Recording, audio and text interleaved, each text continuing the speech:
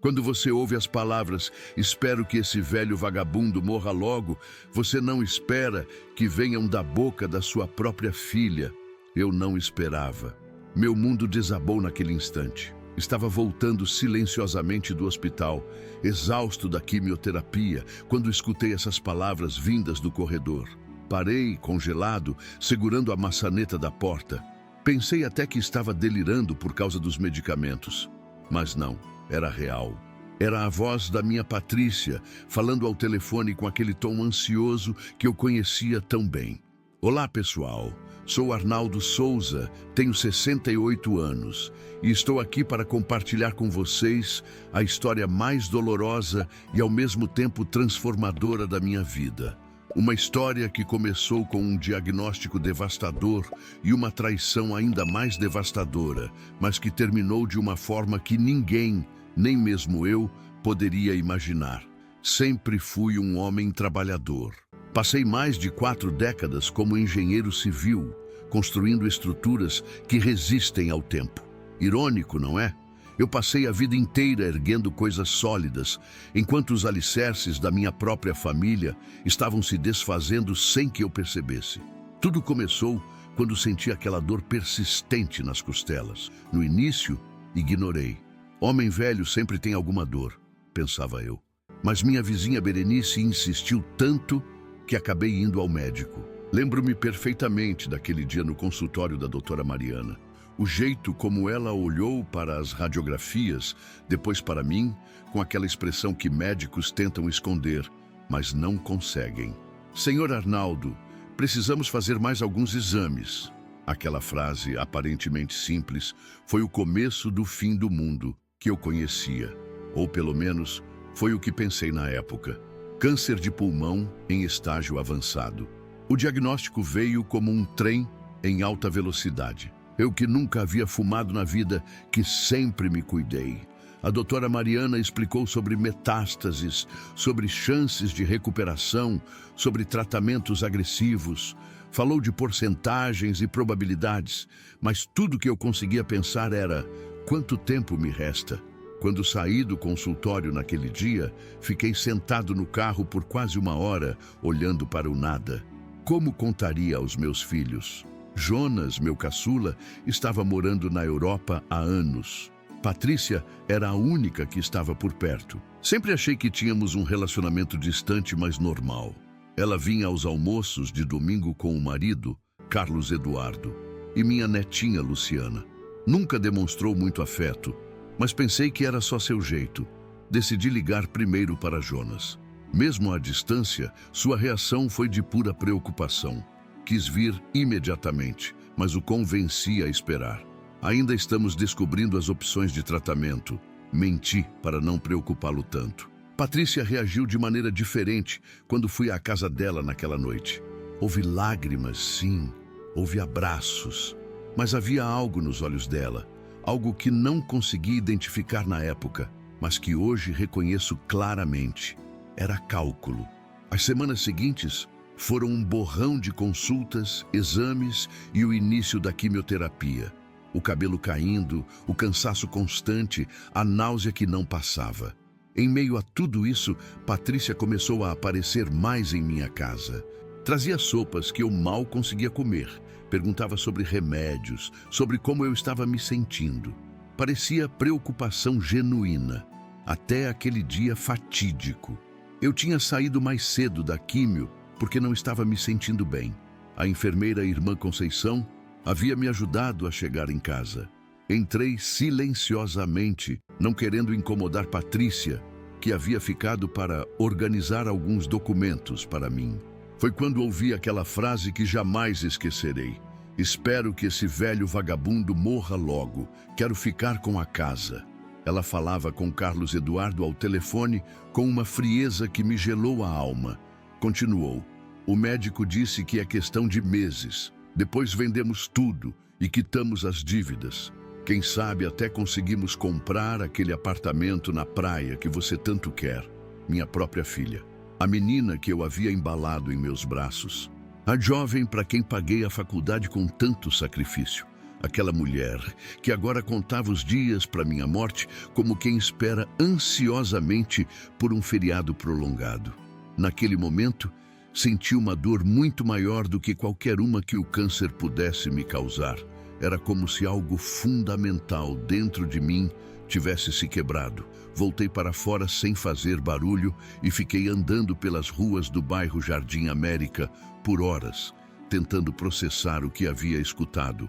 Trabalhei a vida toda como engenheiro civil, enfrentando sol e chuva, passando noites em claro, revisando projetos, tudo para dar uma vida confortável à minha família. Minha casa no bairro Jardim América, em Belo Horizonte, não é uma mansão, mas foi construída com muito suor e planejamento cuidadoso depois que Margarida, minha esposa, faleceu há quase 15 anos.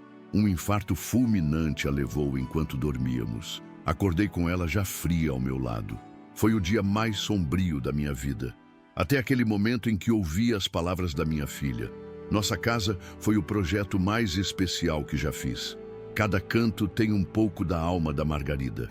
As janelas amplas na sala, porque ela amava a luz natural. O cantinho de leitura no quarto, porque ela devorava livros todas as noites antes de dormir.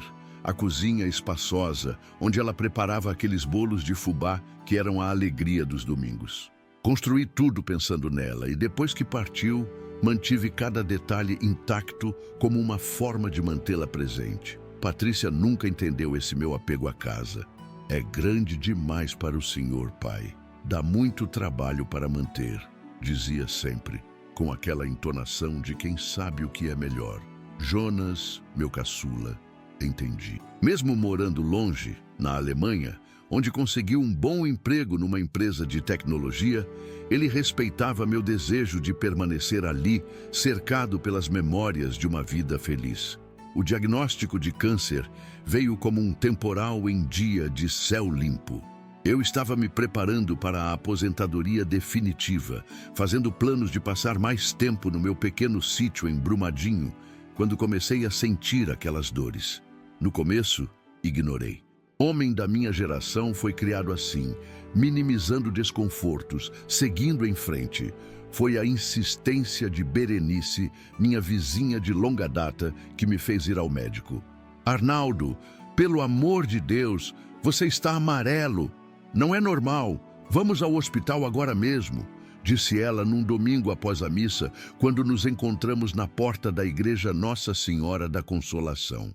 Relutei, mas acabei cedendo.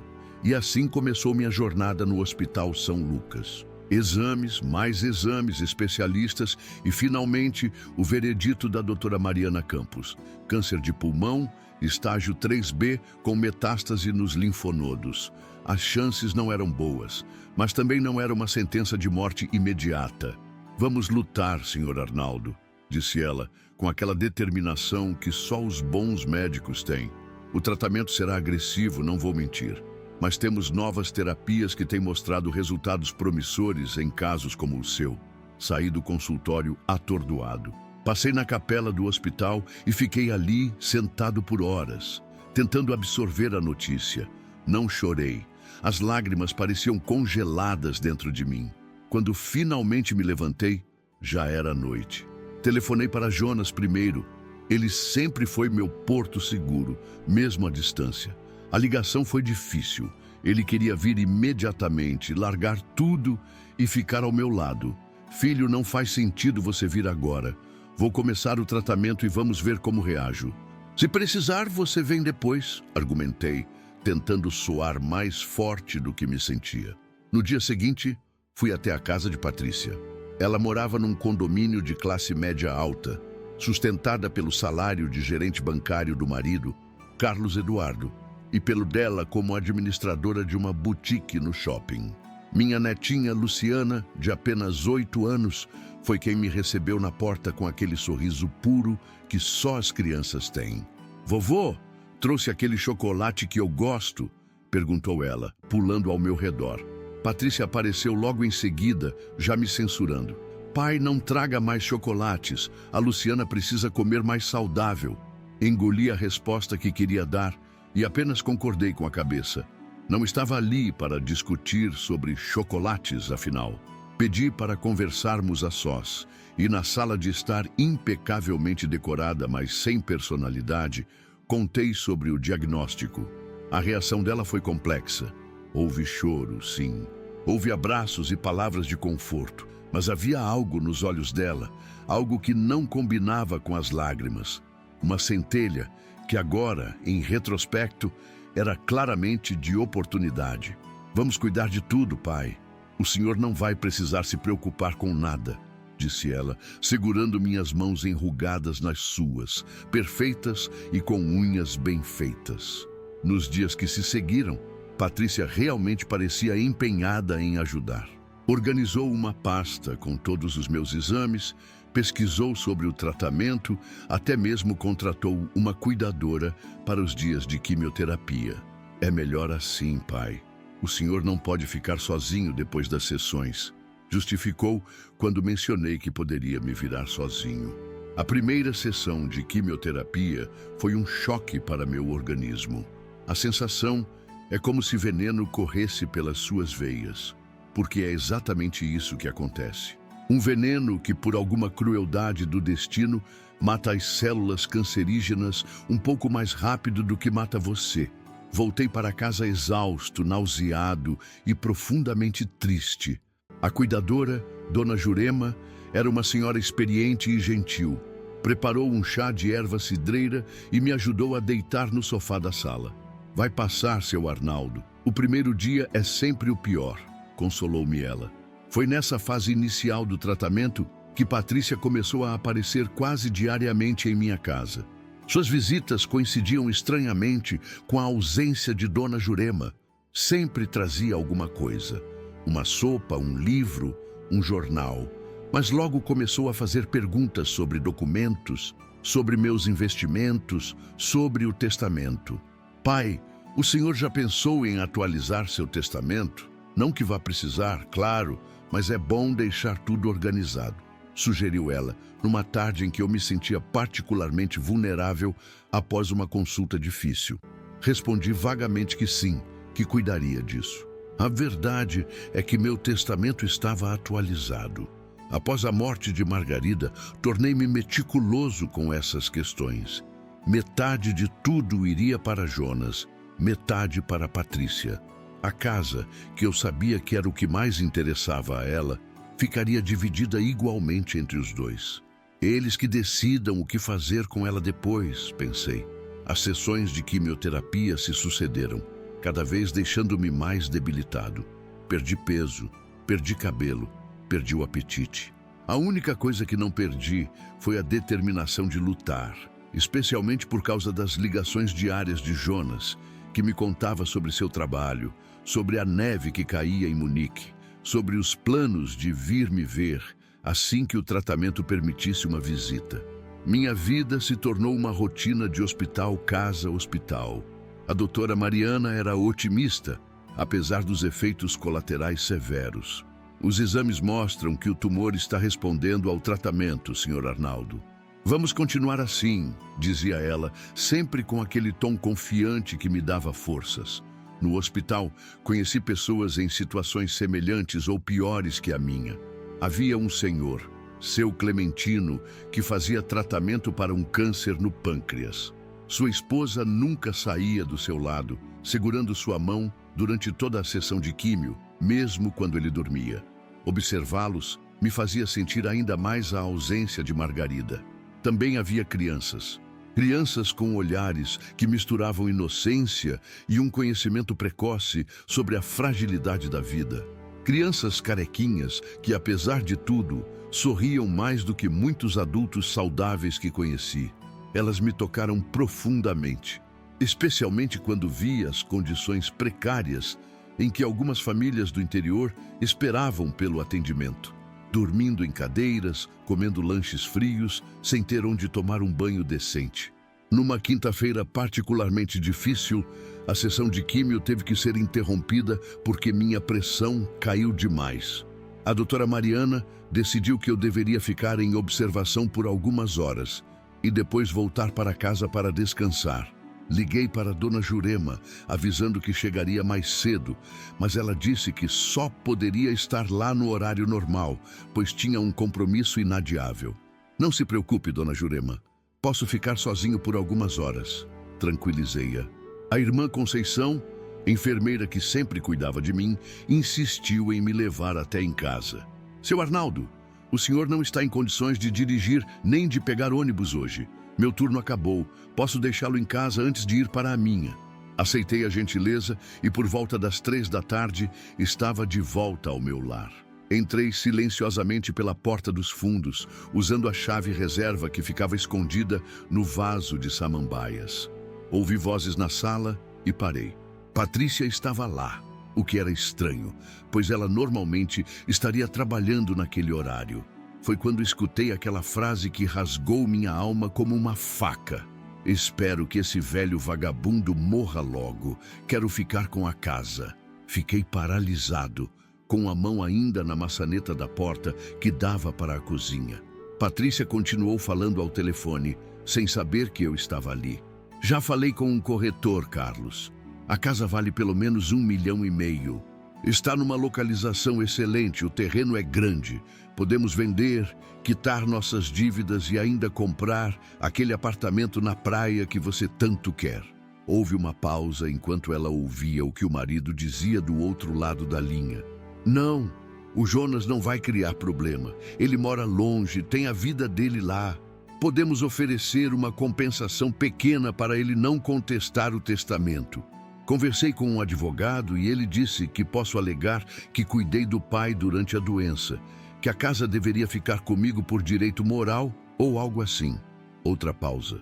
O médico disse que é questão de meses, no máximo até o final do ano. O câncer está comendo ele por dentro. Você precisa ver como ele está magro, parece um cadáver ambulante. Ela riu depois dessa frase. Riu da minha condição, da minha dor, da minha luta. Tenho que desligar agora. Vou procurar onde ele guarda os documentos da casa. Deve ter em alguma gaveta do escritório. Depois conversamos. Recuei silenciosamente até a porta dos fundos e saí da casa sem fazer barulho. Não queria confrontá-la naquele momento. Não saberia o que dizer, o que fazer. Sentia-me traído, enojado, destroçado. Mais do que isso, sentia-me um tolo. Um velho tolo que acreditou que o amor de uma filha era incondicional. Caminhei sem rumo pelas ruas do bairro Jardim América. Um lugar tranquilo, onde vizinhos ainda se conhecem pelo nome, onde crianças ainda brincam nas calçadas nas tardes de domingo. Caminhei até chegar à Praça da Liberdade, um dos meus lugares favoritos na cidade. Sentei-me num banco sob as árvores centenárias e deixei as lágrimas virem finalmente. Chorei como não chorava desde o dia em que encontrei Margarida sem vida ao meu lado. Enquanto o sol começava a se pôr atrás dos prédios históricos da praça, uma profunda sensação de solidão me envolveu. O câncer já era um peso terrível de carregar, mas a traição de Patrícia tornava tudo infinitamente mais pesado. Será que ela sempre foi assim? Será que eu simplesmente não quis enxergar os sinais ao longo dos anos? Ou será que o dinheiro e o materialismo tinham corrompido aquela menina que um dia dançou sobre meus pés na sala, que chorou em meu ombro quando terminou o primeiro namoro, que me deu o presente mais precioso que já recebi, minha netinha Luciana?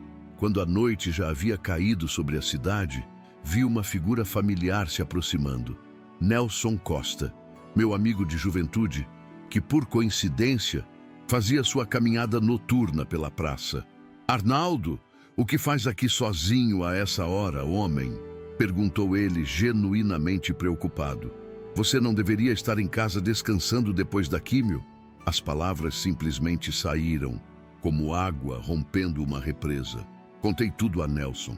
O câncer, o tratamento e finalmente as palavras cruéis de Patrícia que tinha ouvido naquela tarde. Enquanto falava, observava a expressão do meu velho amigo passar de choque para tristeza e então para uma indignação que refletia a minha própria.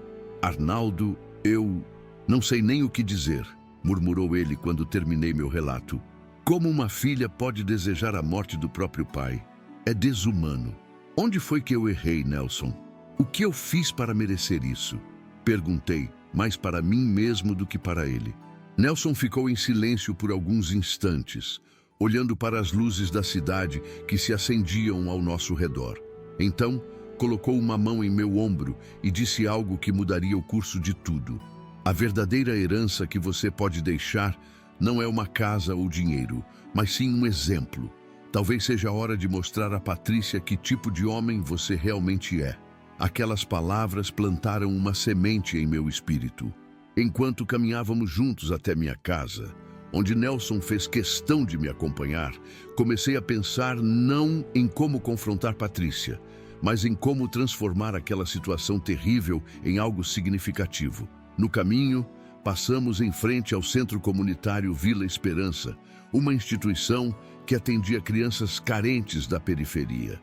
Naquele horário, havia várias crianças e seus pais esperando do lado de fora, alguns claramente vindos de sessões de tratamento médico, a julgar pelos curativos e pela expressão exausta em seus rostos.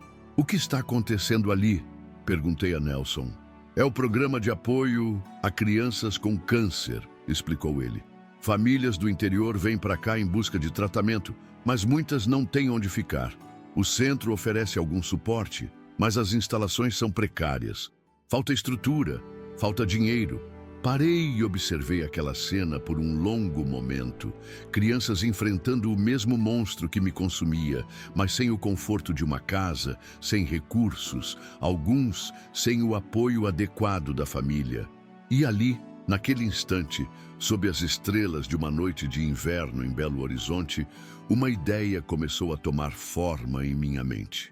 Uma ideia que não vinha da raiva ou do desejo de vingança, mas de algo muito mais profundo e poderoso.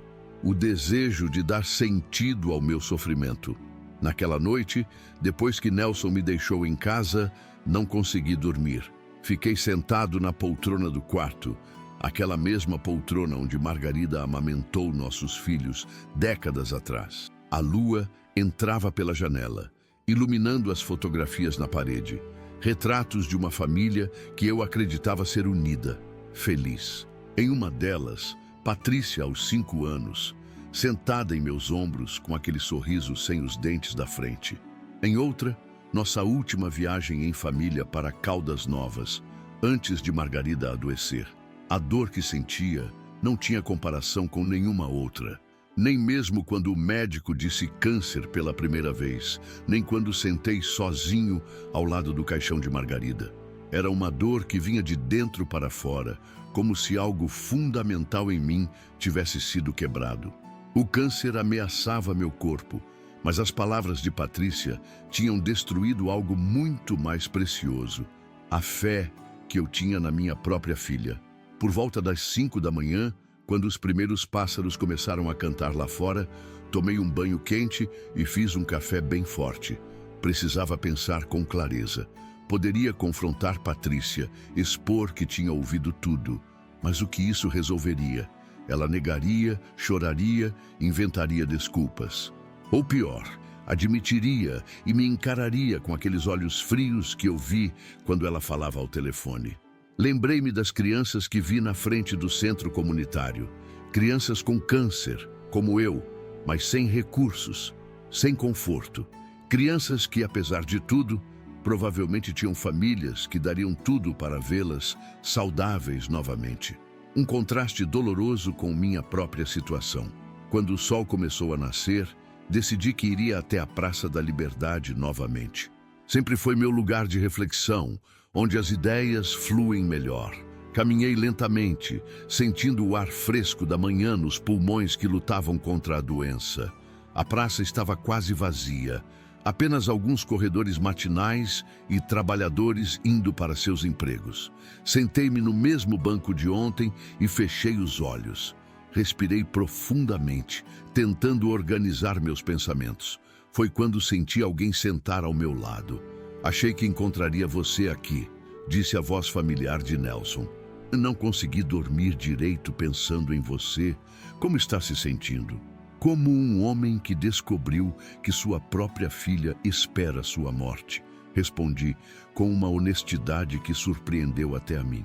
mas também como alguém que está começando a ver um propósito nisso tudo. Nelson me olhou intrigado. Que propósito? Ainda não sei ao certo, mas ontem, quando passamos pelo centro comunitário, aquelas crianças, Nelson, elas me tocaram de uma forma que não consigo explicar. Meu velho amigo assentiu, compreendendo. Quer saber mais sobre o lugar? Minha cunhada trabalha como voluntária lá. Passei a manhã inteira com Nelson. Primeiro tomando café na padaria da esquina, depois caminhando até o centro comunitário Vila Esperança. Era um prédio antigo, mal conservado, mas cheio de vida. Crianças corriam pelos corredores, algumas carecas devido à quimioterapia, mas com uma energia que me deixou admirado. Conhecemos a coordenadora, Dona Lourdes, uma senhora de cerca de 70 anos com mais energia que muitos jovens. Ela nos mostrou as instalações, quartos simples onde algumas famílias do interior ficavam hospedadas, uma cozinha comunitária, uma pequena biblioteca.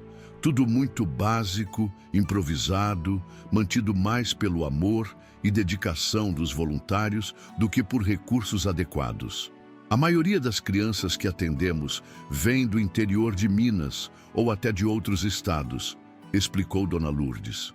São famílias que não têm condições de pagar hospedagem na capital durante o tratamento. Alguns vendem tudo o que têm para salvar os filhos. Enquanto ela falava, observei um menino de uns 7 anos, careca como eu, brincando com carrinhos no corredor. Ao lado dele, sua mãe, uma mulher jovem com olheiras profundas, mas com um olhar de amor indescritível quando observava o filho. Aquele é o Pedrinho, disse Dona Lourdes, seguindo meu olhar. Leucemia. Estão aqui há 8 meses. O pai ficou na cidade deles, trabalhando para mandar dinheiro. A mãe teve que deixar o emprego para acompanhar o tratamento. Algo dentro de mim se moveu. Uma ideia que tinha começado a se formar na noite anterior, agora ganhava contornos mais definidos. Perguntei a Dona Lourdes sobre as necessidades mais urgentes do centro. Espaço, seu Arnaldo. Precisamos de mais espaço. Temos uma lista de espera de famílias que precisam de hospedagem e um lugar adequado para as crianças brincarem, para as mães descansarem. Os médicos falam tanto da importância do bem-estar emocional durante o tratamento, mas como oferecer isso em condições tão precárias? Saímos de lá com o coração pesado, mas com uma clareza que eu não sentia há muito tempo. No caminho de volta, passei na frente de uma agência imobiliária. Parei por um instante, observando os anúncios na vitrine. Nelson, disse eu, acho que já sei o que vou fazer. Meu amigo me olhou com curiosidade. Tem a ver com o centro comunitário? Assenti. Patrícia quer minha casa. Ela está contando com isso, planejando o que fazer com o dinheiro da venda, como se eu já estivesse morto. E então vou dar a ela exatamente o que ela quer, mas não da forma como ela espera. Naquela mesma tarde, telefonei para Jonas. A conversa foi difícil. Não contei sobre as palavras de Patrícia. Não queria criar um abismo entre os irmãos, mas expliquei minha ideia de vender a casa. Pai, tem certeza? Você ama aquela casa. Tem tantas memórias da mãe ali, argumentou ele preocupado. Filho, aprendi algo com esse câncer. Memórias não moram em paredes ou móveis. Elas moram aqui dentro, disse tocando meu peito. E quero criar novas memórias. Memórias que façam sentido, que deixem algo bom para o mundo. Depois de muita conversa, Jonas entendeu. Prometeu vir ao Brasil assim que possível para me ajudar com tudo. Sua voz embargada ao final da ligação me comoveu profundamente. Pai, estou orgulhoso de você. A mãe também estaria. Nos dias seguintes, coloquei meu plano em ação. Primeiro, marquei uma consulta com Daniela Santos, uma jovem advogada especializada em direito familiar que tinha sido recomendada por Nelson. No escritório dela, em um prédio comercial no centro da cidade, expus minha situação, inclusive a traição de Patrícia. Daniela me ouviu com atenção profissional, mas não conseguiu esconder completamente a indignação em seus olhos. Senhor Arnaldo, vamos garantir que seus desejos sejam cumpridos à risca. Ninguém vai conseguir contestar suas decisões se fizermos tudo dentro da lei. Reescrevemos meu testamento. Não deserdei Patrícia completamente. Algo dentro de mim, talvez o amor paternal que se recusava a morrer, não permitiu isso. Mas reorganizei tudo de uma forma que ela jamais esperaria. A segunda etapa foi contratar um corretor imobiliário para avaliar minha casa. Ricardo Mendes era um homem de meia idade, experiente no mercado de imóveis do bairro Jardim América. Quando viu minha propriedade, o terreno amplo, a casa bem conservada, a localização privilegiada, seus olhos brilharam. Senhor Arnaldo, esta casa vale mais do que o senhor imagina. O mercado imobiliário em Belo Horizonte está aquecido, especialmente neste bairro. Posso conseguir um valor excelente, especialmente se pudermos fazer algumas pequenas melhorias antes de colocá-la à venda. O valor que ele mencionou era ainda maior do que o que Patrícia tinha comentado ao telefone. Pedi discrição absoluta sobre a venda. Não quero que minha família saiba por enquanto. É uma surpresa, expliquei sem entrar em detalhes. Ricardo assentiu, compreensivo. Total discrição, senhor Arnaldo. Trabalharemos apenas com compradores pré-selecionados, pessoas sérias e interessadas. Paralelamente a tudo isso, continuei meu tratamento. A quimioterapia era um desafio constante, deixando-me cada vez mais debilitado fisicamente. Mas, estranhamente, minha mente estava mais clara do que nunca. Ter um propósito, um plano, me dava forças para enfrentar os efeitos colaterais brutais do tratamento. A doutora Mariana notou a mudança em mim. Seu Arnaldo, algo aconteceu? O senhor está com uma energia diferente. Digamos que encontrei um motivo ainda mais forte para lutar, doutora. Nas semanas seguintes, enquanto a venda da casa era encaminhada discretamente, comecei a visitar o centro comunitário com mais frequência. Conheci outras crianças, outras famílias, histórias de luta, de sacrifício, de amor incondicional. Dona Lourdes me apresentou a irmã Conceição, que além de enfermeira no hospital, dedicava suas folgas como voluntária no centro. As famílias precisam de orientação sobre os cuidados pós-quimioterapia, explicou-me a irmã Conceição enquanto mostrava o pequeno ambulatório improvisado. Muitas vêm de lugares onde não há assistência médica adequada. Precisam aprender a identificar sinais de infecção, efeitos colaterais preocupantes. Cada visita ao centro solidificava minha convicção de que estava no caminho certo. Numa tarde, enquanto observava as crianças tentando brincar no espaço exíguo do quintal, conheci Mateus, um garoto de 10 anos com um osteosarcoma na perna. Ele estava sentado sozinho, desenhando num caderno surrado. "O que você está desenhando?" perguntei, sentando-me ao lado dele. Ele me mostrou o desenho. Uma casa grande, com muitas janelas e um jardim enorme. "É a casa dos meus sonhos", explicou. "Quando eu crescer e ficar bom, vou construir uma casa assim para minha mãe não precisar trabalhar tanto." A simplicidade e a esperança daquele menino, enfrentando uma doença tão grave e ainda assim sonhando com o futuro, me emocionou profundamente. Naquele momento, qualquer dúvida que pudesse restar sobre meu plano se dissipou completamente. A venda da casa aconteceu mais rápido do que eu esperava. Um casal jovem, médicos, apaixonados pelo bairro, ofereceu o valor pedido sem negociar. "É exatamente o que procurávamos", disse a esposa ao assinar o contrato. "Um lugar para criar nossos filhos, construir nossa história." Aquelas palavras me deram paz. Minha casa, o lugar onde vivi com Margarida, onde criamos nossos filhos, continuaria sendo um lar para uma família que a valorizava. Não seria vendida imediatamente após minha morte para pagar dívidas ou comprar um apartamento na praia. Com o dinheiro da venda em mãos, marquei uma reunião com um arquiteto recomendado por Daniela. Rodrigo Alvares era um profissional jovem, mas talentoso, com experiência em projetos sociais. Expliquei o que queria: um centro de apoio moderno, funcional e acolhedor para crianças com câncer e suas famílias. Rodrigo ficou entusiasmado com o projeto. Senhor Arnaldo, isso vai fazer uma diferença enorme na vida dessas famílias. Podemos criar um espaço que atenda todas as necessidades, desde hospedagem até áreas recreativas e terapêuticas. Trabalhamos juntos no projeto durante semanas. Visitamos terrenos disponíveis, optando finalmente por uma área ampla, não muito longe do Hospital São Lucas, para facilitar o deslocamento das famílias. Rodrigo desenhou uma estrutura moderna, mas aconchegante, com quartos individuais para as famílias, áreas comuns para socialização, um jardim terapêutico, salas para atividades educativas e recreativas. Quero que seja um lugar onde as crianças possam ser crianças, apesar da doença, insisti. Um lugar onde as famílias encontrem conforto e esperança. Enquanto o projeto avançava, minha saúde passou por altos e baixos. Houve dias terríveis em que os efeitos da quimioterapia me deixavam prostrado na cama, incapaz de levantar sozinho. Nesses momentos, Dona Jurema cuidava de mim com dedicação. Patrícia continuava suas visitas, sempre com aquele olhar calculista, perguntando sobre documentos, sobre meus planos para o futuro. O senhor já pensou em vender a casa, pai?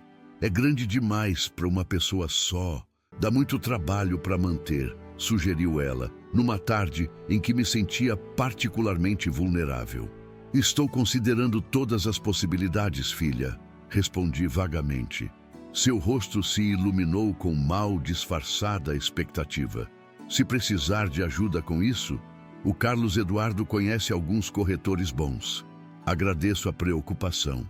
Foi tudo o que consegui dizer, sem deixar transparecer meus verdadeiros sentimentos. As visitas de Patrícia se intensificaram quando meu estado de saúde aparentemente piorou.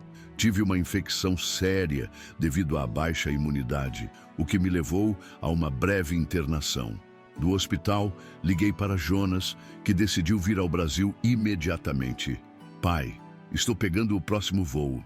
Quero estar aí com você, disse ele, a preocupação evidente em sua voz. Venha, filho. Há coisas importantes que precisamos resolver juntos. A chegada de Jonas foi como um bálsamo para minha alma cansada. Ver meu filho caçula, agora um homem feito, carregando suas malas no aeroporto, me encheu de um orgulho indescritível.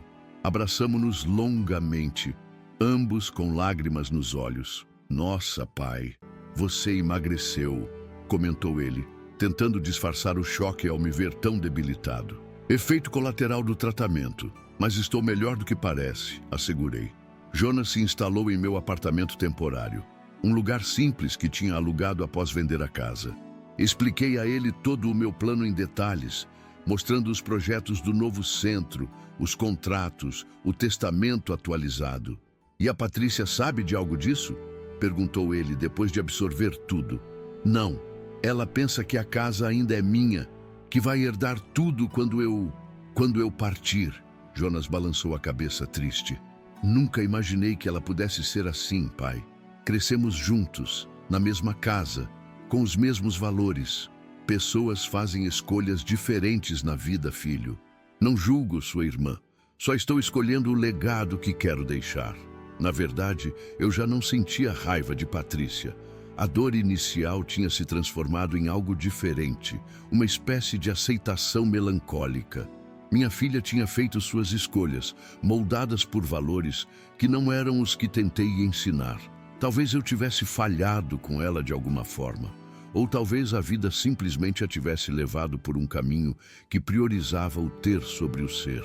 O que eu não sabia naquele momento era que, em breve, receberia notícias que mudariam tudo novamente, tanto sobre minha saúde, quanto sobre o futuro do projeto que tinha se tornado minha razão de viver. E que uma conversa inesperada com minha netinha Luciana abriria meus olhos para algo que eu não tinha considerado. A presença de Jonas em Belo Horizonte trouxe uma nova energia ao meu apartamento temporário. Meu filho tinha herdado a determinação da mãe e minha capacidade de organização. Em poucos dias, ele transformou meus planos dispersos em um projeto estruturado, com cronogramas e planilhas que acompanhavam cada etapa da construção do centro. Pai, Conversei com o arquiteto Rodrigo hoje. Ele sugeriu algumas modificações no projeto para otimizar os custos sem comprometer a qualidade, explicou Jonas, mostrando-me os novos desenhos em seu notebook. Se aprovarmos essas mudanças, podemos começar a construção já na próxima semana. Sentado à mesa da pequena cozinha, examinei os projetos revisados. O Centro de Apoio ao Tratamento do Câncer Infantil, como havíamos decidido chamar, mantinha todas as características essenciais que eu tinha imaginado.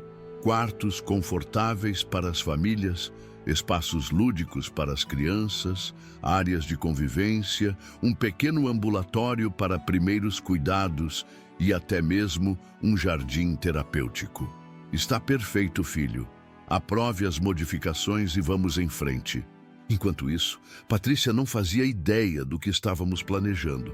Ela continuava suas visitas regulares, sempre demonstrando uma preocupação superficial com minha saúde, mas invariavelmente desviando a conversa para assuntos relacionados a meu patrimônio.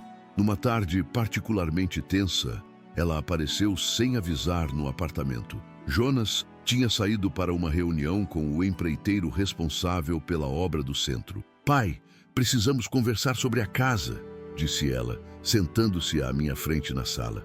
O senhor não pode continuar vivendo sozinho nela. É muito grande, dá muito trabalho. Notei que ela olhava em volta, provavelmente estranhando o apartamento simples, tão diferente da casa onde cresceu. Não tinha contado a ela sobre a mudança. Ela raramente me visitava em casa, preferindo me encontrar no hospital durante as sessões de quimioterapia. Este não é seu apartamento, é? Perguntou finalmente confusa. Sim, é meu novo lar, Patrícia. Ela empalideceu. Como assim? E a casa? O que aconteceu com a casa? Naquele momento, poderia ter revelado tudo. Poderia ter jogado na cara dela as palavras cruéis que a ouvi dizer. Poderia ter desfrutado da expressão de choque e desapontamento que certamente veria em seu rosto. Mas algo dentro de mim, talvez a paternidade que se recusava a morrer, me fez optar por um caminho diferente.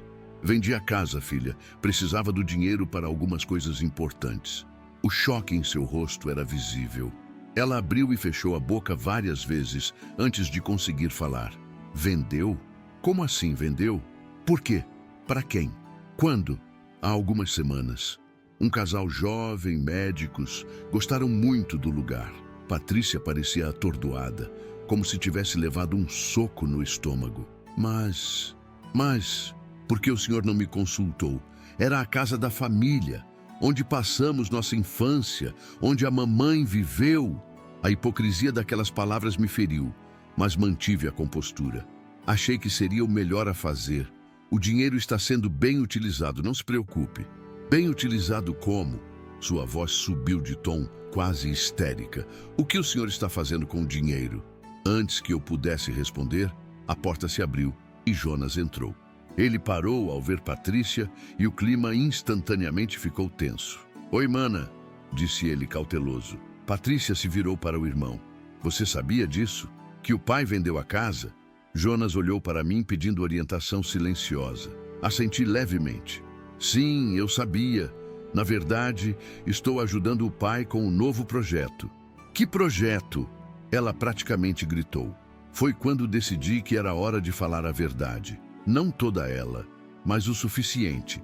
Estou construindo um centro de apoio para crianças com câncer e suas famílias, Patrícia.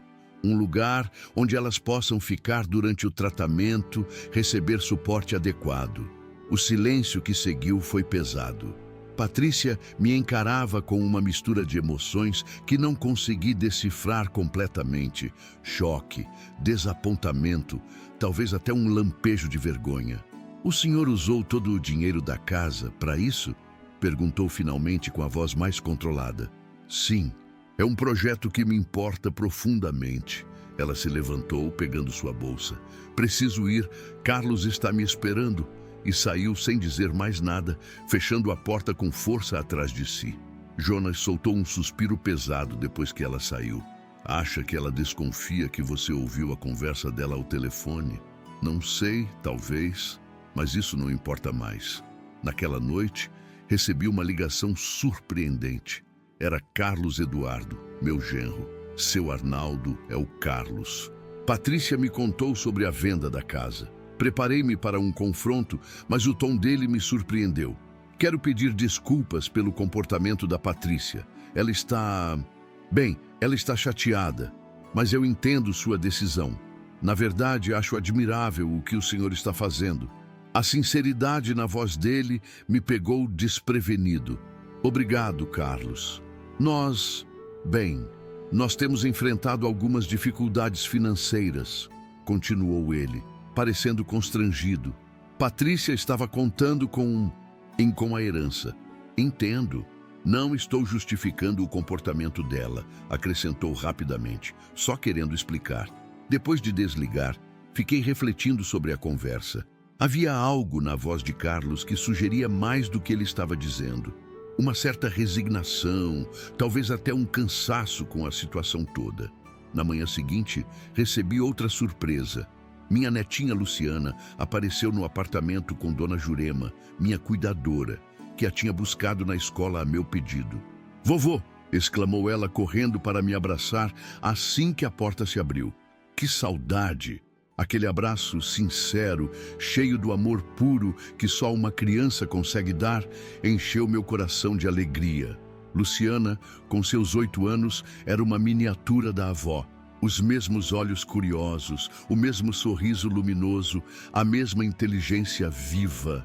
"Tenho um presente para você", disse eu, entregando-lhe um pequeno pacote embrulhado em papel colorido.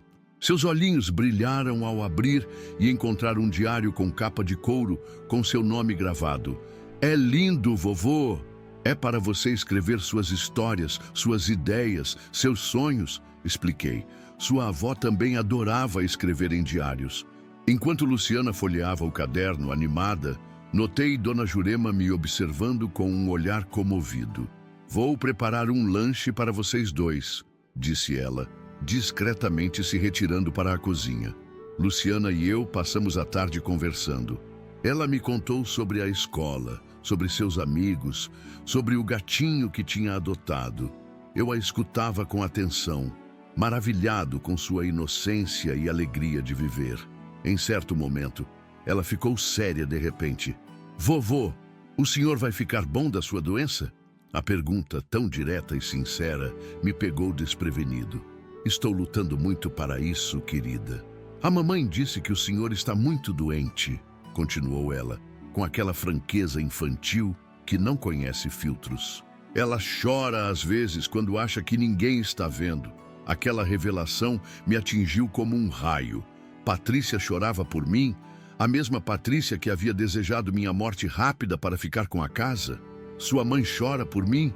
perguntei, tentando não demonstrar minha surpresa. Luciana assentiu. Ela fica olhando as fotos antigas do senhor com a vovó Margarida. Uma vez eu escutei ela dizendo para o papai que tinha medo de não conseguir pedir perdão a tempo. Aquelas palavras simples, ditas com a inocência de uma criança, abriram uma fissura no muro que eu tinha construído ao redor do meu coração. Perdão? Patrícia queria meu perdão? Por quê? Será que ela sabia que eu tinha ouvido sua conversa ao telefone? Antes que pudesse refletir mais sobre isso, fui interrompido por outra pergunta de Luciana. "É verdade que o senhor está construindo uma casa para crianças doentes?" "Sim, é verdade." Seus olhos se iluminaram. "Posso visitar? Posso levar meus livros para ler para as crianças de lá?" Sorri, comovido com sua generosidade espontânea. "Claro que pode, meu amor. Elas vão adorar." Depois que Dona Jurema levou Luciana embora, fiquei pensativo, repassando nossa conversa. A revelação sobre Patrícia tinha mexido comigo mais do que eu queria admitir. Havia algo mais acontecendo ali, camadas que eu não estava vendo. Naquela noite, não consegui dormir. As palavras de Luciana ecoavam em minha mente, misturando-se com as palavras cruéis de Patrícia ao telefone. Como conciliar essas duas versões da minha filha? De manhã, Jonas me encontrou ainda acordado, sentado na poltrona da sala. "Pai, o senhor não dormiu? Isso não é bom para sua recuperação." "Estou bem, filho, só pensando em algumas coisas." Durante o café da manhã, contei a ele sobre a conversa com Luciana. Jonas me escutou atentamente, franzindo a testa em concentração. Isso é estranho, comentou ele. Não combina com o que ouvimos dela ao telefone. Exatamente o que estou pensando. Jonas suspirou, passando a mão pelos cabelos, um gesto que herdou de mim. Olha, pai, não quero defender a Patrícia, mas... E se houver mais nessa história do que estamos vendo?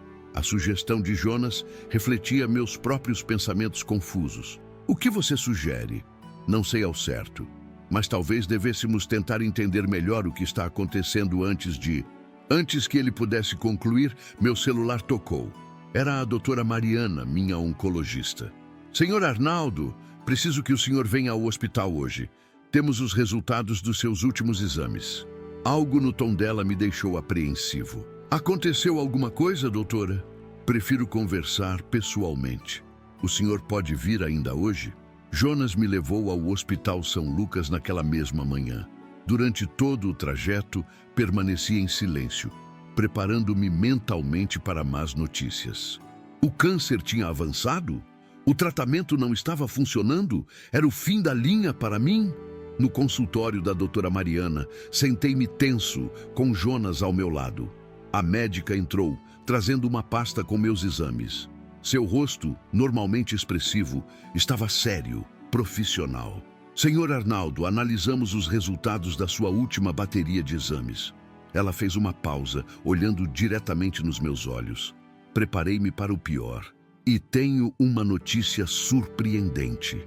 O tumor está respondendo ao tratamento melhor do que esperávamos. Muito melhor, na verdade. Houve uma redução significativa. Levei alguns segundos para processar suas palavras. Quer dizer que há uma possibilidade real de remissão, Sr. Arnaldo. Não quero criar expectativas exageradas. Ainda temos um longo caminho pela frente, mas os resultados são extremamente promissores. Jonas apertou meu ombro, sua voz embargada de emoção. Isso é incrível, pai. Saí do hospital naquele dia com uma sensação estranha, quase irreal. Por meses, tinha vivido com a sombra da morte pairando sobre mim, organizando meus últimos assuntos, preparando-me para o fim. E agora havia esperança. No caminho de volta, Jonas sugeriu celebrarmos a notícia com um almoço especial no restaurante Sabor Mineiro, meu lugar favorito. Devemos chamar a Patrícia e a família dela também, sugeriu ele, hesitante. A sugestão me pegou de surpresa. Você acha? Acho que é uma oportunidade, pai. Uma oportunidade para, não sei, para começar de novo, talvez. Refleti sobre suas palavras. Uma parte de mim ainda estava magoada. Ainda ouvia o eco daquelas palavras cruéis. Mas outra parte, talvez a parte que a doença e a proximidade da morte tinham tornado mais sábia, considerava a possibilidade de reconciliação. Vamos fazer isso, decidi finalmente. Jonas ligou para Patrícia, convidando-a para um almoço no dia seguinte. Temos notícias importantes para compartilhar, explicou, sem entrar em detalhes. Ela aceitou, soando cautelosa e intrigada. O resto do dia foi dedicado ao projeto do centro. Visitamos a obra, que já estava bem avançada. As paredes já estavam erguidas, o telhado instalado, e os trabalhadores agora focavam nas instalações internas, encanamento, eletricidade, acabamentos. Rodrigo, o arquiteto, nos acompanhou na visita, explicando cada detalhe. Estamos dentro do cronograma, Sr. Arnaldo. Em algumas semanas, poderemos começar a mobiliar os espaços. Caminhei pelos cômodos inacabados, imaginando como seria quando estivessem prontos, cheios de vida, oferecendo conforto e esperança para famílias que enfrentavam a mesma batalha que eu. Este será o coração do centro, explicou Rodrigo, mostrando-me um espaço amplo destinado a ser a área de convivência. Aqui, as famílias poderão se reunir, compartilhar experiências, encontrar apoio mútuo. Enquanto observava o espaço, tive uma ideia. Quero uma parede especial aqui, disse, apontando para uma área vazia. Uma parede com fotos e histórias das crianças que passarem pelo centro. Um mural de esperança. Rodrigo sorriu, anotando a ideia. Perfeito, Sr. Arnaldo. Vamos incluir isso no projeto. Na manhã seguinte, preparei-me cuidadosamente para o almoço com a família. Escolhi roupas melhores que as que vinha usando. O tratamento tinha me feito perder tanto peso que quase nada me servia adequadamente. Jonas percebeu meu nervosismo. Vai dar tudo certo, pai. Foque nas boas notícias. Chegamos ao restaurante Sabor Mineiro um pouco antes do horário combinado. O lugar estava como eu me lembrava, acolhedor, com aquele cheiro delicioso de comida mineira autêntica, das paredes decoradas com fotografias antigas de Belo Horizonte. Patrícia chegou pontualmente, acompanhada por Carlos Eduardo e Luciana. Minha neta correu para me abraçar assim que me viu, mas Patrícia e Carlos mantiveram uma distância cautelosa, cumprimentando-nos formalmente. Sentamo-nos numa mesa no canto, relativamente isolada para nos dar privacidade. Após fazermos os pedidos, um silêncio desconfortável pairou sobre a mesa. Foi Jonas quem finalmente o quebrou. Bem, chamamos vocês aqui porque temos duas notícias importantes para compartilhar. Patrícia ajeitou-se na cadeira, sua linguagem corporal tensa. Notei que ela parecia mais magra, com olheiras profundas. Carlos Eduardo, ao lado dela, mantinha uma mão protetora sobre a sua. A primeira notícia, continuei eu, tomando as rédeas da conversa, é sobre minha saúde. A doutora Mariana me informou ontem que o tratamento está funcionando. O tumor está regredindo significativamente. A reação de Patrícia me surpreendeu. Seus olhos se encheram de lágrimas instantaneamente. Isso é maravilhoso, pai, disse ela, com uma emoção que parecia genuína. Carlos Eduardo sorriu amplamente, parecendo verdadeiramente aliviado. Excelentes notícias, seu Arnaldo. Precisamos brindar a isso. Luciana, ainda sem entender completamente a gravidade da situação, mas percebendo a atmosfera emocional, perguntou: Isso significa que o vovô vai ficar bom? Há uma boa chance, querida. Respondi, tocando seu narizinho com carinho. Enquanto o garçom servia nossas bebidas, observei Patrícia discretamente enxugar as lágrimas com o guardanapo. Havia algo em sua reação que não combinava com a imagem que eu tinha construído dela após ouvir sua conversa ao telefone. Aquelas lágrimas pareciam sinceras demais. E qual é a segunda notícia? Perguntou Carlos Eduardo após um gole de sua bebida. Troquei um olhar com Jonas, que assentiu encorajadoramente. Era a hora da verdade. A segunda notícia, disse eu, abrindo a pasta que tinha trazido comigo, é sobre o que fiz com o dinheiro da venda da casa. Abri a pasta sobre a mesa do restaurante e espalhei algumas fotos e plantas arquitetônicas. O garçom acabava de servir nossos pratos, enchendo a mesa com o aroma reconfortante da comida mineira tradicional. Mas naquele momento, ninguém prestava atenção na comida. Este é o Centro de Apoio ao Tratamento do Câncer Infantil, expliquei, apontando para as imagens. Está sendo construído com o dinheiro da venda da casa. Patrícia olhou para as fotos, seu rosto uma mistura confusa de emoções que não consegui decifrar completamente. Carlos Eduardo se inclinou para ver melhor, genuinamente interessado. É um espaço para acolher crianças com câncer e suas famílias durante o tratamento, continuei. Terá quartos individuais para as famílias, áreas recreativas para as crianças, um pequeno ambulatório, cozinha comunitária, biblioteca, jardim terapêutico. É lindo, pai, murmurou Patrícia, sua voz quase inaudível. Luciana pegou uma das fotos animada. É aqui que vou poder ler histórias para as crianças, vovô? Exatamente, meu amor. Carlos Eduardo examinava as plantas arquitetônicas com olhar profissional. O projeto é impressionante, seu Arnaldo. Quem é o arquiteto? Rodrigo Alvares, um jovem talento que realmente entendeu o que eu queria. Enquanto eles olhavam as imagens, reuni coragem para o que viria a seguir. Era o momento da verdade, O momento que tinha ensaiado mentalmente dezenas de vezes desde que decidi realizar este almoço. Há algo mais que preciso dizer, comecei, meu coração acelerando. Algo que aconteceu e que mudou tudo. Jonas me lançou um olhar de apoio. Ele sabia o que eu estava prestes a fazer. Alguns meses atrás, logo no início do meu tratamento, voltei mais cedo para casa depois de uma sessão de quimioterapia. A irmã Conceição me deu carona porque eu não estava me sentindo bem para dirigir. Patrícia ergueu os olhos das fotos, subitamente alerta. Entrei pela porta dos fundos e ouvi uma conversa ao telefone. Vi o rosto de minha filha empalidecer instantaneamente. Seus olhos se arregalaram em reconhecimento e horror. Ouvi você, Patrícia, falando com Carlos Eduardo ao telefone. Ouvi você dizer que esperava que eu morresse logo para ficar com a casa. Um silêncio sepulcral caiu sobre nossa mesa. Carlos Eduardo parecia em choque, olhando para a esposa com uma expressão de confusão. Luciana, felizmente, estava distraída com um garçom que passava carregando um bolo de aniversário para outra mesa. Patrícia abriu a boca para falar, mas nenhum som saiu. Lágrimas começaram a escorrer pelo seu rosto.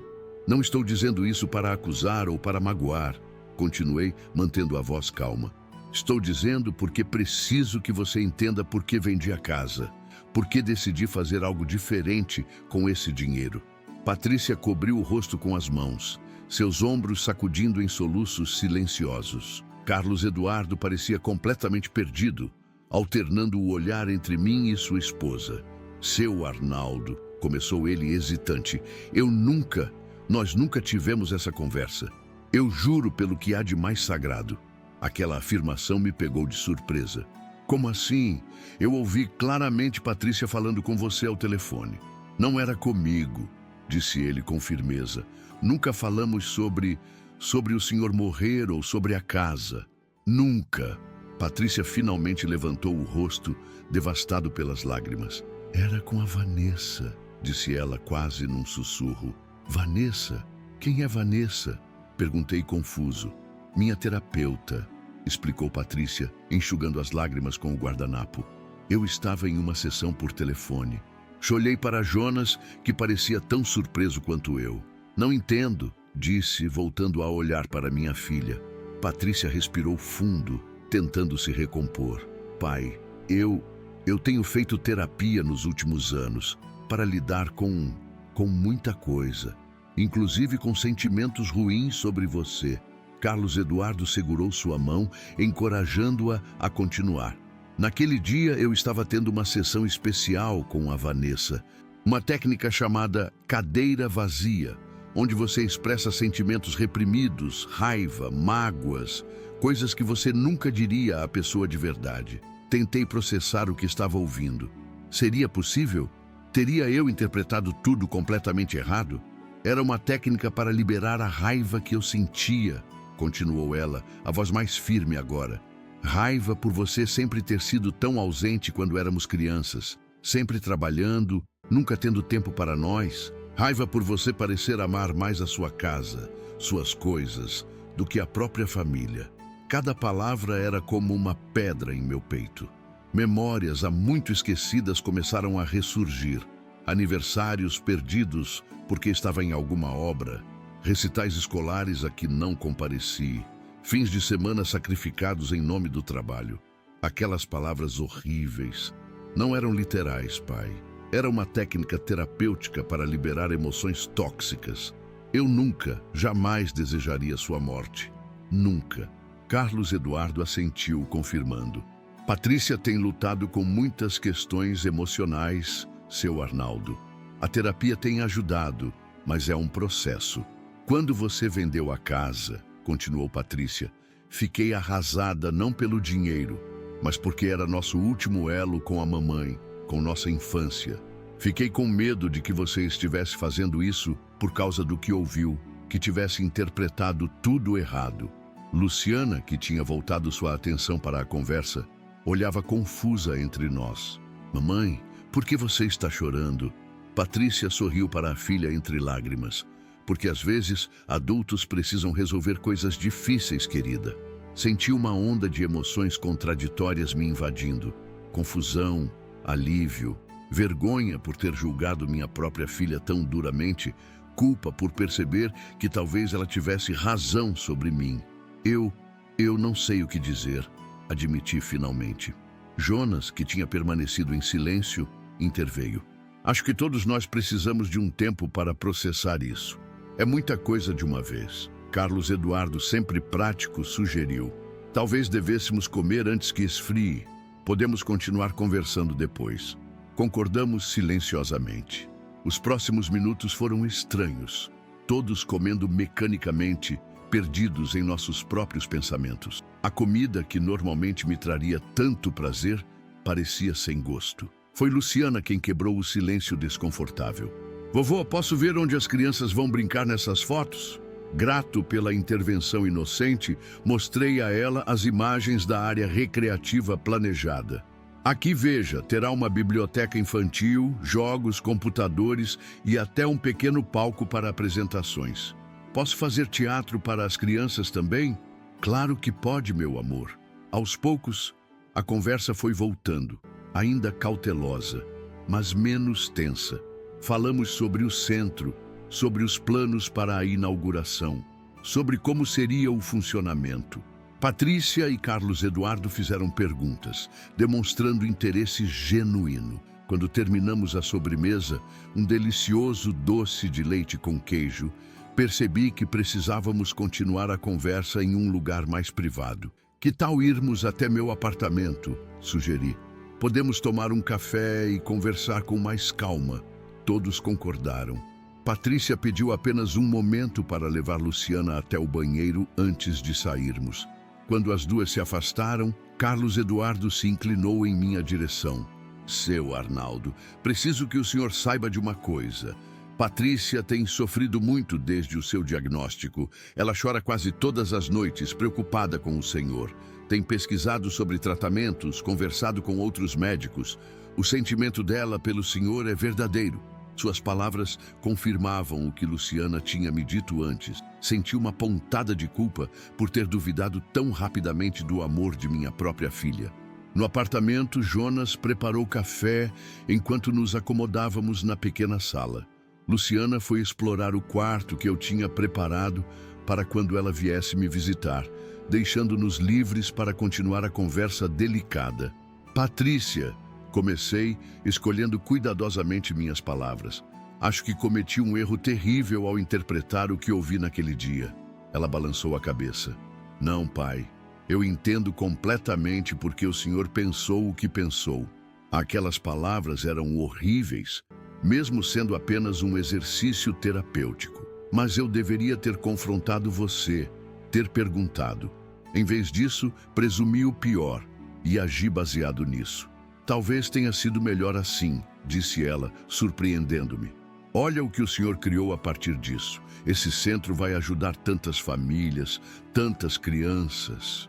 É verdade, concordei pensativo. Às vezes, os maiores erros levam aos melhores resultados. Carlos Eduardo, que tinha permanecido relativamente quieto, pigarreou. Seu Arnaldo, tem algo que precisamos contar também. Algo que explica em parte o comportamento da Patrícia nos últimos meses. Patrícia lançou um olhar para o marido, parecendo subitamente nervosa. Ele pegou sua mão encorajador. Estamos com problemas financeiros sérios, explicou Carlos Eduardo. Fiz alguns investimentos ruins. Tivemos que hipotecar nossa casa. Estamos à beira da falência. Eu estava desesperada, admitiu Patrícia baixando os olhos. Não pelo dinheiro em si, mas por Luciana. Tenho tanto medo de não conseguir dar a ela a estabilidade que precisa. A sinceridade naquela confissão me tocou profundamente.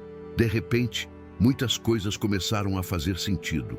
O interesse de Patrícia nos meus documentos, as perguntas sobre testamento, a aflição quando soube da venda da casa. Por que não me procuraram? Perguntei. Eu teria ajudado. O senhor sempre foi tão independente, pai. Sempre nos ensinou a resolver nossos próprios problemas. E depois veio o diagnóstico do câncer. Não queríamos sobrecarregá-lo com nossos problemas. Jonas, que escutava tudo em silêncio, interveio. Acho que todos nós precisamos aprender a nos comunicar melhor como família. Concordo, disse eu, sentindo uma clareza que não experimentava há muito tempo. E acho que tenho uma ideia para começarmos. Levantei-me e peguei uma pasta que estava sobre a mesa do escritório. Dentro dela, o Novo Testamento que havia preparado com Daniela Santos, a advogada. Este é meu testamento atual, expliquei, colocando-o sobre a mesa de centro. Depois de vender a casa, reorganizei tudo.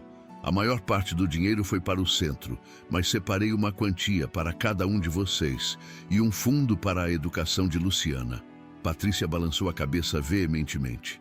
Pai, não precisamos ver isso agora. O senhor está melhorando. Vai viver muitos anos ainda.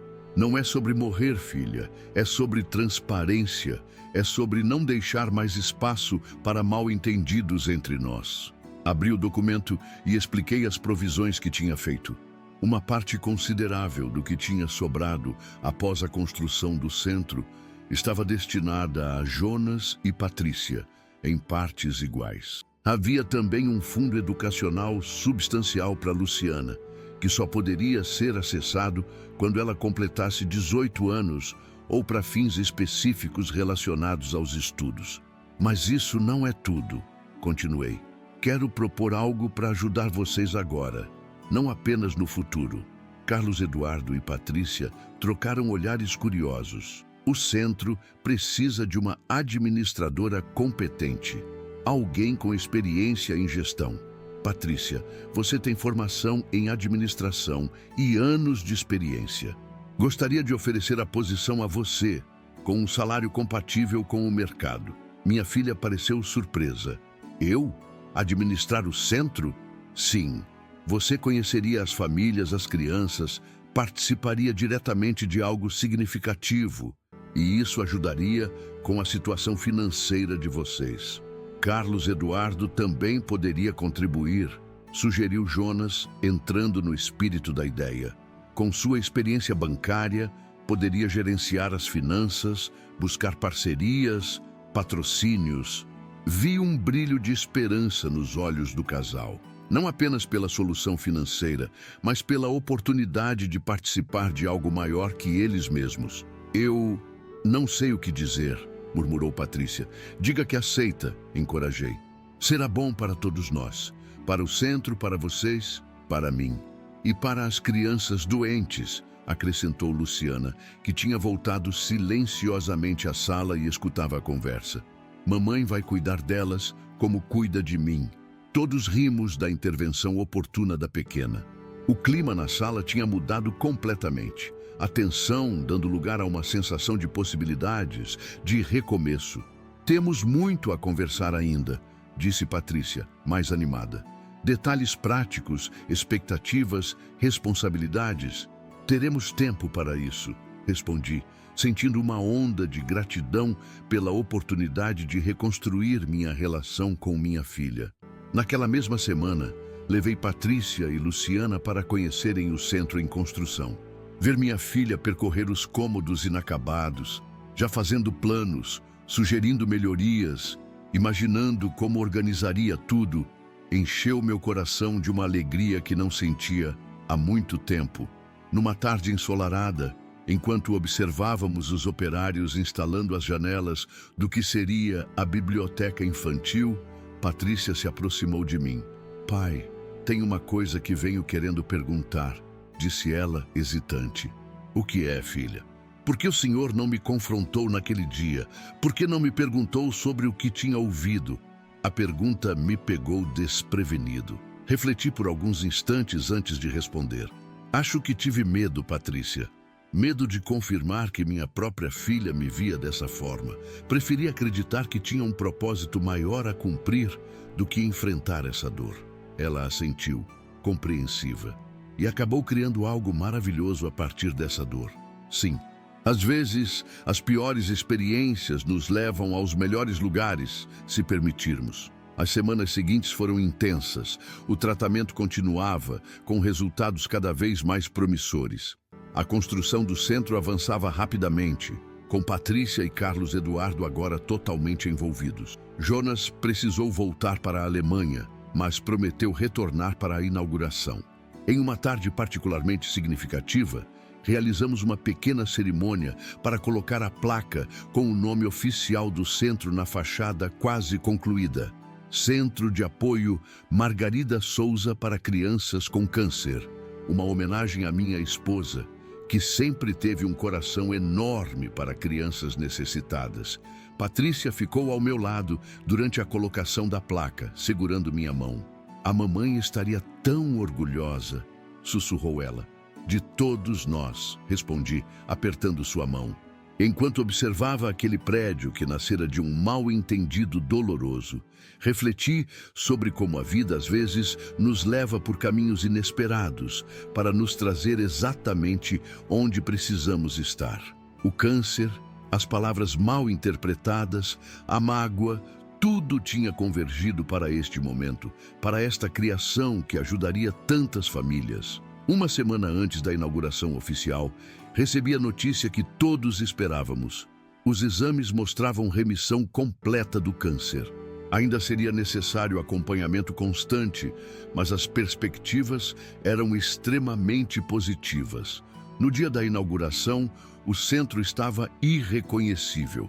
As paredes brancas tinham sido decoradas com murais coloridos pintados por artistas locais. Os quartos mobiliados com conforto e bom gosto. Os espaços comuns transformados em ambientes acolhedores e alegres. Famílias que seriam as primeiras a se hospedar já estavam presentes. Pais com olhos cansados, mas esperançosos. Crianças curiosas explorando os novos espaços. Autoridades locais. Médicos do Hospital São Lucas. Jornalistas. Todos reunidos para testemunhar o nascimento daquele projeto. Patrícia, elegante e profissional, em seu novo papel de administradora, conduzia os convidados pelos espaços, explicando cada detalhe com orgulho. Carlos Eduardo conversava com potenciais patrocinadores, já garantindo a sustentabilidade financeira do centro para os próximos anos. Jonas tinha retornado da Alemanha especialmente para o evento, trazendo equipamentos tecnológicos doados pela empresa onde trabalhava. E Luciana, minha pequena Luciana, estreava orgulhosamente a biblioteca infantil, lendo histórias para um grupo de crianças em tratamento, cumprindo a promessa que tinha feito. Quando chegou o momento do discurso inaugural, todos se reuniram no pátio central. Subi ao pequeno palco improvisado, olhei para aquele mar de rostos, alguns conhecidos, muitos estranhos, todos unidos por um propósito comum, e senti uma emoção indescritível. Há alguns meses, recebi 2 notícias que mudaram minha vida, comecei. A primeira foi um diagnóstico de câncer. A segunda foi mais complicada, mas igualmente transformadora. Olhei para a Patrícia, que me observava com olhos marejados. Aprendi que, às vezes, precisamos perder algo para ganhar algo muito maior. Aprendi que mal-entendidos podem, surpreendentemente, nos levar a lugares maravilhosos. E aprendi que não há maior propósito na vida do que transformar nossa própria dor em alívio para a dor dos outros. Olhando para trás agora, percebo como uma frase ouvida por acaso mudou completamente o rumo da minha vida. Quando escutei minha filha Patrícia falando aquelas palavras terríveis ao telefone, espero que esse velho vagabundo morra logo, quero ficar com a casa, senti meu mundo desabar. Mas hoje, vejo que aquele momento de dor abriu caminho para uma transformação que jamais imaginaria possível. O câncer já era um desafio devastador, mas a suposta traição da minha própria filha parecia uma dor ainda mais insuportável. Foi nesse momento crítico que decidi fazer algo diferente. Transformar essa mágoa em um legado positivo, vendendo minha casa e usando o dinheiro para construir o Centro de Apoio Margarida Souza para Crianças com Câncer. O que não imaginava era que tudo se tratava de um terrível mal-entendido. Patrícia não estava realmente desejando minha morte. Estava apenas fazendo um exercício terapêutico para liberar emoções negativas reprimidas. As palavras que ouvi embora cruéis, eram parte de seu processo de cura para lidar com mágoas antigas sobre minha ausência durante sua infância. Esse mal-entendido nos levou a um acerto de contas familiar que estava décadas atrasado. Nos forçou a enfrentar verdades incômodas, meu foco excessivo no trabalho, minhas falhas como pai, as dificuldades financeiras que Patrícia e Carlos Eduardo enfrentavam, mas também nos permitiu reconstruir nossa relação em bases mais sólidas e honestas. O Centro de Apoio se tornou não apenas um lugar para acolher crianças com câncer e suas famílias, mas também o símbolo da reconciliação da nossa própria família. Patrícia assumiu a administração do centro, Carlos Eduardo cuida das finanças e até minha netinha Luciana contribui lendo histórias para as crianças internadas. E então veio a notícia da remissão do câncer, uma segunda chance que a vida me deu para aproveitar essa nova fase com minha família reunida e reconstruída. Hoje, cada vez que vejo uma família chegando ao centro, exausta, mas esperançosa, sei que todo aquele sofrimento teve um propósito maior. Se você está assistindo esta história no canal Meu Avô Falou, quero que saiba que há sempre uma lição nas experiências mais dolorosas. Às vezes, o que parece ser a pior traição pode se revelar o caminho para nossa maior realização. E os mal-entendidos, quando finalmente esclarecidos, podem abrir portas para relacionamentos muito mais profundos e verdadeiros. Agora, preciso do seu apoio para continuar compartilhando histórias como esta. Histórias reais, de pessoas comuns que encontraram força e sabedoria em momentos de dificuldade. Se esta narrativa tocou seu coração de alguma forma, não deixe de se inscrever no canal Meu Avô Falou. É muito simples, basta clicar no botão de inscrição logo abaixo deste vídeo. Mais do que isso, seus comentários são fundamentais para mim. Conte-me, você já viveu algum mal-entendido que acabou trazendo algo positivo para sua vida? Já descobriu um propósito maior em meio a uma grande dificuldade? Compartilhe sua experiência nos comentários. Isso ajuda outros espectadores a perceberem que não estão sozinhos em suas lutas. O canal Meu Avô Falou existe para criar uma comunidade de pessoas que acreditam no poder das histórias para inspirar, curar e transformar. Cada inscrição, cada curtida, cada comentário nos ajuda a alcançar mais pessoas com essas mensagens de esperança. E se você puder, considere fazer uma contribuição através do Valeu Demais, nossa forma de receber doações para manter o canal funcionando e trazendo novos conteúdos diariamente. Produzir vídeos como este exige muito tempo, dedicação e recursos. Sua ajuda, por menor que seja, faz uma diferença enorme para que possamos continuar este trabalho. Deu muito trabalho construir este relato para vocês. Foram horas de gravação, edição, pesquisa. Por isso, peço que deixem seu like. Compartilhem com amigos e familiares que precisam ouvir esta mensagem de superação e reconciliação.